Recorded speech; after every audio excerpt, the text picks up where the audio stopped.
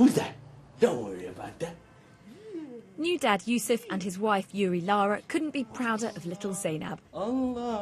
Singing to her in Arabic, Yusuf is a family man and a committed Muslim. But it wasn't always this way.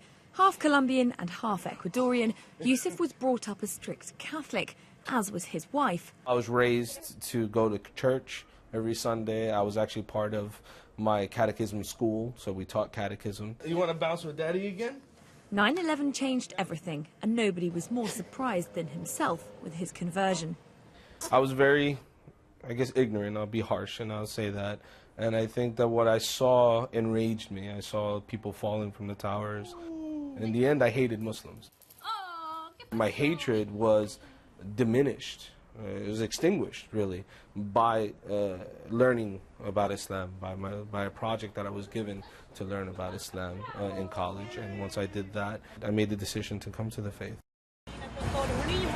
While figures are hard to come by, it's thought there are anything between 100,000 and 200,000 Latino Muslims living in the US. The changing face of the US is no more apparent than here in Union City. This is a city where 80% of the people here are Hispanic. You walk down the street, there are Colombian bakeries, Uruguayan coffee shops, and the music you hear is Spanish, as well as the conversation here too. While Catholic churches are a familiar sight, look across the street to what used to be the Cuban Community Centre.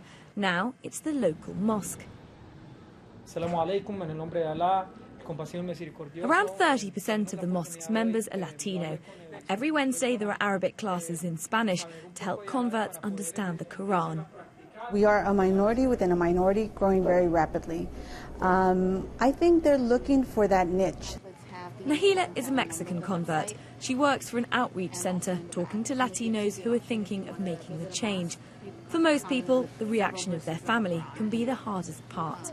They find it like a betrayal more than anything, that as they don't know anything about it, they may be thinking that they're leaving the family, but we're not leaving our family. We will be Latinos. I will be a Mexican for the rest of my life. I'm just Muslim. My father was very, very much against it. My father is he's a veteran of the U.S. Army and really, really strong American. He said, because you are a Muslim, you cannot be considered a patriot.